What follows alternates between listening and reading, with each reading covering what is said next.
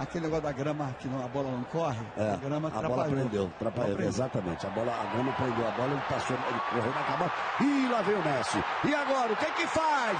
Não faz! Gol da Argentina!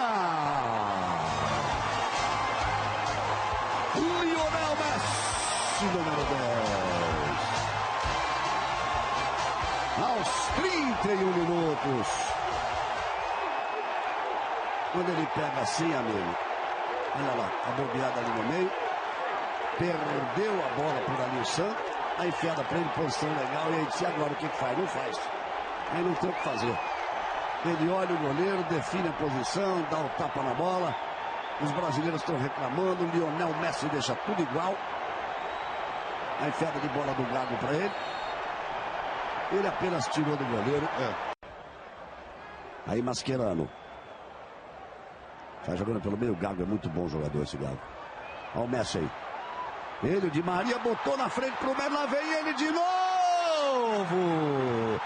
Gol da Argentina! Lá vem ele de novo! Deram um espaço, não tanto para ele, mas pro Di Maria criar a jogada para ele. Na tabela que ele fez, recebeu na frente, amigo. Aí não tem erro. O Messi vira para a Argentina, 2 para a Argentina, 1 para o Brasil. Rafael não pode fazer nada. E aí começa um pouco da inexperiência dos dois zagueiros jogando em linha, com o Messi infiltrando entre eles. Mas também dos volantes que não, de forma nenhuma você joga contra a Argentina e deixa o Messi 2 vezes chegar na cara do gol em 5 minutos. A primeira tudo bem, foi uma roubada de bola, foi um pego de surpresa, apesar que eu acho que você tem que sempre estar perto dele. Vamos aí para 38 minutos, vamos para 39 agora.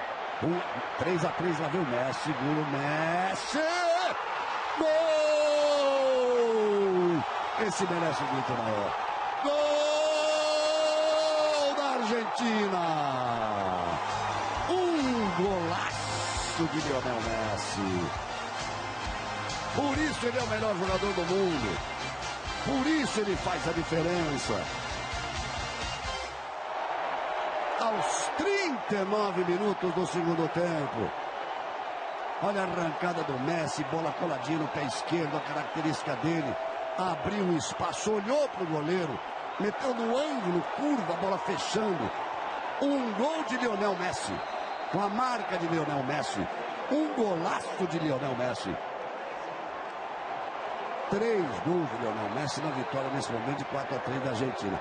É aí que ele faz a diferença, ainda longe de qualquer outro jogador.